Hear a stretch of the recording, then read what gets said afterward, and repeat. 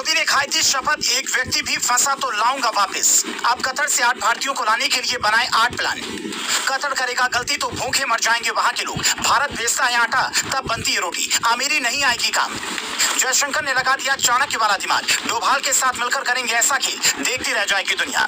सुषमा स्वराज ने जो जिम्मेदारी अपने दौर में निभाई थी उससे भी बड़ी जिम्मेदारी अब एस जयशंकर के सामने है। उनके सामने कतर से इंडियन नेवी से रिटायर उन 8 जवानों को वापस लाने की जिम्मेदारी है जिन्हें वहां की अदालत ने मौत की सजा सुनाई है। इसके लिए जयशंकर कूटनीतिक प्लान तैयार कर रहे हैं, लेकिन मोदी ने उससे भी आगे बढ़कर एक के बाद एक बड़े प्लान तैयार करने के आदेश दिए हैं, जिसमें से 8 प्लान हम आपको बताते हैं कि कैसे भारत कतर से उन्हें वापस ला सकता है। हिंदुस्तान के पास अभी ये 8 रास्ते हैं। पहला, जयशंकर की अमेरिका से लेकर ब्रिटेन तक बड़ी इज्जत है, विदेश मंत्री के तौर पर वो बात करे और कतर पर प्रेशर बनाए। जयशंकर से बात न बने तो पीएम मोदी बात करे। दूसरा, कतर के अमीर को साफ साफ संदेश भिजवाया जाए कि अगर इन्हें कानूनी मदद देने का रास्ता आपने नहीं खोला तो हम कतर से सारे रिश्ते खत्म कर देंगे। कतर को भारत ये अनाज भेजता है तब वहाँ के लोग खाते हैं। तीसरा, मिडिल ईस्ट के देश जो पीएम मोदी को काफी मानते हैं, सऊदी में खासकर मोदी की पकड़ काफी अच्छी है, वो कतर पर दबाव बनाए कि नियम के मुताबिक काम करो। मुस्लिम देश की बात कतर टाल नहीं पाएगा।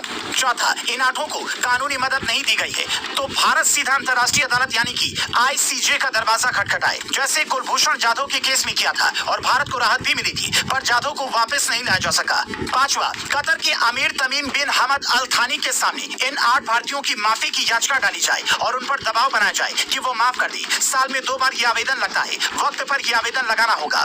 छठा, इन 8 का परिवार एकजुट होकर राष्ट्रपति से मुलाकात करे, पीएम मोदी को लेटर लिखे और गांधी जी की तरह धरने का सहारा ले, साथ ही मशहूर वकील हरीश साल्वे से कानूनी सलाह ले। सातवां, अभी 8 पर लगे आरोप सार्वजनिक नहीं हुए हैं, इसके लिए भारत का विदेश मंत्रालय यहाँ से 13 ऑफिसर भेजे जो मिशन पूरा करके ही हिंदुस्तान लौटे। 8वां, कतर में सबसे ज्यादा भारतीय रहते हैं, अगर उन लोगों ने एक दिन की भी हड़ताल का ऐलान कर दिया या वापिस आ गए तो अर्थव्यवस्था हिल जाएगी। ये 8 प्लान ऐसे हैं जिनमें से आधे भी एक्टिव हो गए तो कतर की हवा खराब हो जाएगी। इसीलिए कतर की अदालत ने जब से सजा सुनाई है कई देश कतर को कोसने लगे हैं कि आखिर ये चाहता क्या है। इधर हिंदुस्तान में लोग पीएम मोदी को कोस रहे हैं जो कि एक फोन कॉल पर रूस यूक्रेन का बवाल शांत करवाने का दम भरते थे। वो अपने ही देश के पूर्व नौसेना अधिकारियों को कतर से नहीं छुड़वा पा रहे हैं, इसीलिए ऐसे लोगों को जवाब देने का फुल प्रूफ प्लान मोदी सरकार तैयार करने में जुटी है।